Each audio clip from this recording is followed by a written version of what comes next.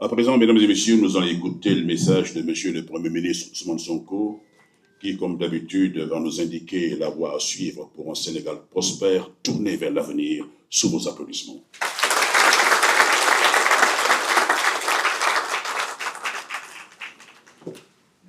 Merci beaucoup. Monsieur le ministre secrétaire général du gouvernement, Madame la secrétaire d'État auprès du Premier ministre, chargée des relations avec les institutions, et Mesdames et Messieurs les collaborateurs, chers invités, Mesdames les femmes. Donc nous sommes là, ravis d'être là aussi, en tant que chef du gouvernement, et pour partager avec vous cette journée.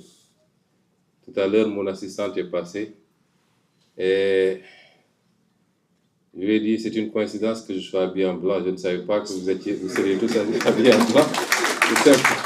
C'est simple, une coïncidence. Et je lui ai dit, quel est le programme? Elle me dit, on a 3 ou 4 panels. Je lui ai dit, mais vous, un jour ouvrable.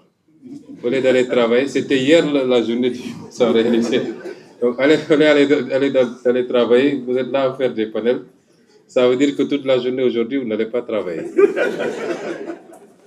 Je suis donc ravi d'être là, de partager ces quelques minutes. Malheureusement, à partir de 10 heures, nous avons une réunion de l'autre côté au palais. Je ne pourrai pas être là plus de 10 ou 15 minutes.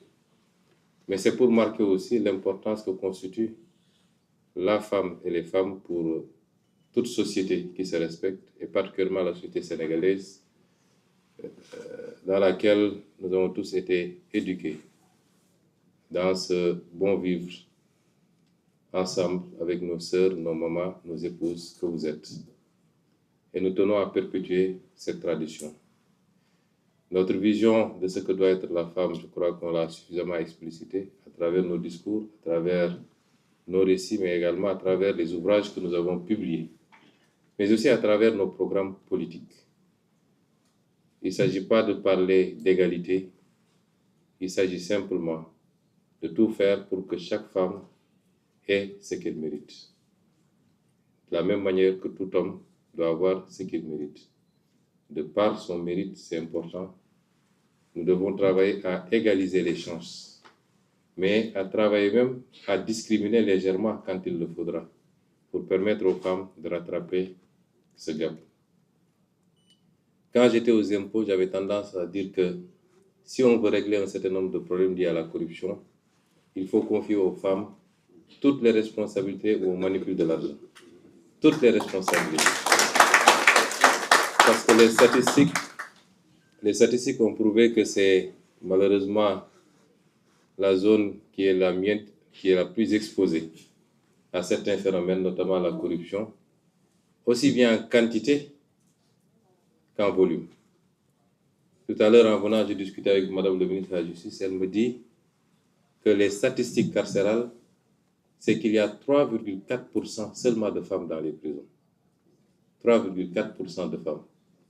Tout le reste, c'est les hommes. Ça veut dire que les femmes respectent beaucoup plus la loi et les règles de la société. Et c'est pourquoi aujourd'hui, si on veut bâtir un pays, on ne peut pas le faire sans les femmes. Le pays qui avance sans ces femmes est le pays qui n'avance justement pas. Et c'est pourquoi nous allons continuer à travailler, à poser des mesures concrètes. Je peux annoncer parmi ces mesures-là la réforme foncière, surtout en zone rurale, qui devra permettre aux femmes d'accéder à la terre, qu'elles sont les plus nombreuses à travailler d'ailleurs en zone rurale. Permettre aux femmes d'accéder beaucoup plus, et beaucoup plus généralement, aux responsabilités. Avant-hier, le mercredi passé, en Conseil des ministres, je faisais le tour de la table de réunion et je regardais les ministres et je décomptais. Bon, on a, je crois, 5 femmes, n'est-ce pas, Marie-Rose? 4 femmes. Et je décomptais, je me disais bizarrement, si on me disait en qui tu as confiance le plus dans cette salle, je dirais c'est les 4 femmes-là. Parce que je sais qu'elles trahiront jamais. Parce que je sais qu'elles trahiront jamais. Elles sont fidèles et loyales dans les relations. Et c'est pourquoi aussi, même ici au sein de la primature, nous avons essayé d'impulser un certain nombre de choses pour les femmes, notamment la crèche. J'avais demandé à Mme Barel-Gueye, ma conseillère, de faire le travail. Elle l'a fait, le devis. On a identifié le local en bas qui devra abriter cette crèche, qui certainement dépassera le cadre de la primature, peut-être tous les fonctionnaires de la zone. Parce qu'une femme qui a son enfant à côté travaille dans des conditions de sérénité, plutôt que de se dire qu'est-ce qui se passe à la maison. Pouvoir descendre peut-être chaque 2 heures de temps, chaque 3 heures de temps, à l'été, ça rassure et ça permet à cette femme d'être plus performante également. À côté d'ailleurs de l'infirmerie qu'on est en train de mettre en place et de la salle de sport que je vous invite à pratiquer. Je suis souvent content quand j'appelle Mme Yacine Fall vers 20h. Elle me dit je suis en train de faire mon sport à la salle de sport en bas. Un corps sain, comme on dit, un esprit sain dans un corps sain, c'est ça qui permet d'avoir les résultats et les rendements que nous attendons. Je pourrais continuer à disserter sur nos ambitions pour les femmes. J'ai toujours eu cette ambition. J'avais consacré une partie de mon salaire de député aux femmes transformatrices de Casamance. Et nous vous souhaitons le meilleur. Que vous soyez à la pointe de ce travail de révolution et de développement de notre pays. Que vous soyez ces linguères qui ont été célébrées avant-hier justement dans le Wallo. Que vous soyez les Aline Sitoé, mais que vous ne soyez pas seulement des faire-valoir quand il le faut. Et c'est ce que nous souhaitons pour toutes les femmes. Je voudrais terminer mon propos par vous féliciter tous et vous remercier pour le travail que vous abattez. Je pense qu'on a dépassé maintenant l'ère où, dès que vous parliez d'une femme dans la fonction publique, on vous disait qu'elles sont là pour se maquiller. Aujourd'hui, parmi les plus performantes figurent les femmes. Et nous voyons le résultat de ce travail tous les jours. Donc, je vous félicite tous.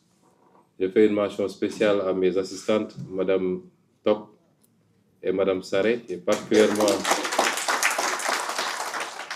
Mme Saré, avec laquelle je suis depuis presque maintenant 22 ans, depuis les impôts. Une femme dévouée, loyale, compétente.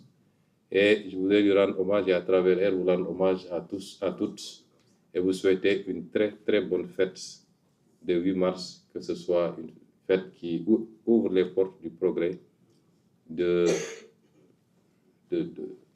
progrès pour les femmes, de toutes les femmes du Sénégal et toutes les femmes du monde, du rehaussement de votre place dans cette société, aussi bien dans les foyers que sur le champ du travail. Je vous remercie.